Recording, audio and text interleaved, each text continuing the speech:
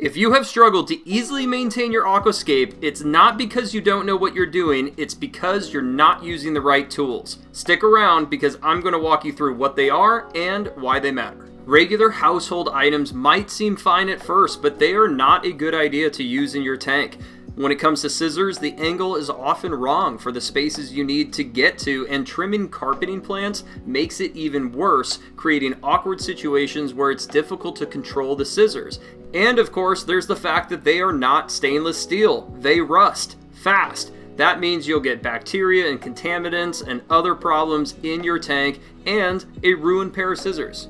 Of course, you could try short scissors, which may fit better in certain cases, but you still find yourself struggling to get certain angles you may need, and regardless, you still end up with a rusty pair of scissors. When it comes to stem plants, you're going to want a really clean cut so the plant can heal and grow properly. Instead, regular scissors often crush stems because they're duller, leading to slow recovery and melting. But you do not need to get them all at once. Let me show you a little bit about each one, and you can make the call that's right for you. So let's start with the basics, the straight scissors. These are built for comfort, durability, and precision, and unlike household scissors, they make trimming easy and they won't rust.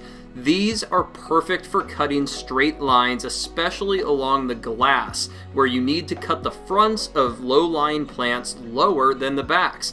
However, these can have their challenges in certain applications, like if you're trying to grow low-growing plants, keeping the right angle can be tricky, and it's hard to avoid getting your hand in the substrate, especially when you're dealing with delicate hair grass. That's where the next tool comes in.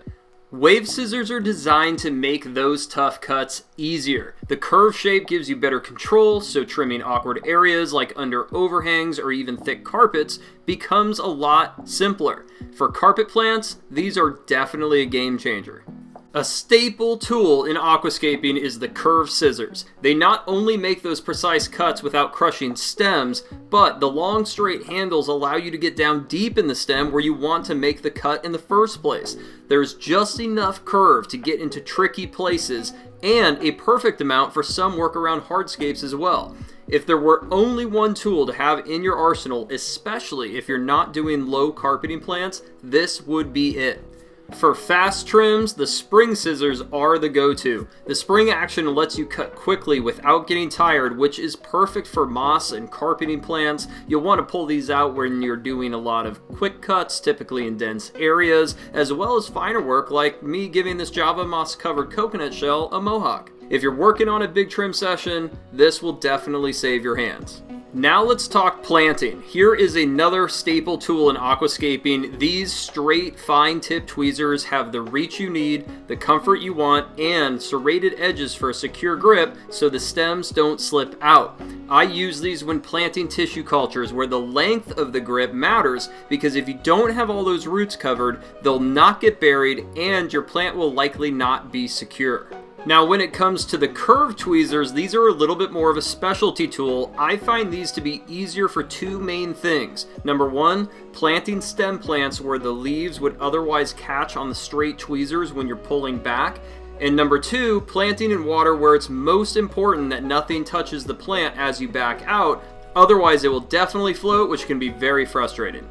If you want to level your substrate, don't use an algae tool. It is a bad idea because it will dull the blade and potentially create divots that can scratch your glass. That's where the flattener tool comes in. This tool has a wide side for big areas and a narrow one for tight spots, allowing you to meticulously level areas around your aquarium. This tool makes it effortless to create that clean, professional look. Hopefully this helps you find the right tool for your aquascape. Please leave a comment below, like the video, and subscribe for more videos like this, and we'll see you on the next one.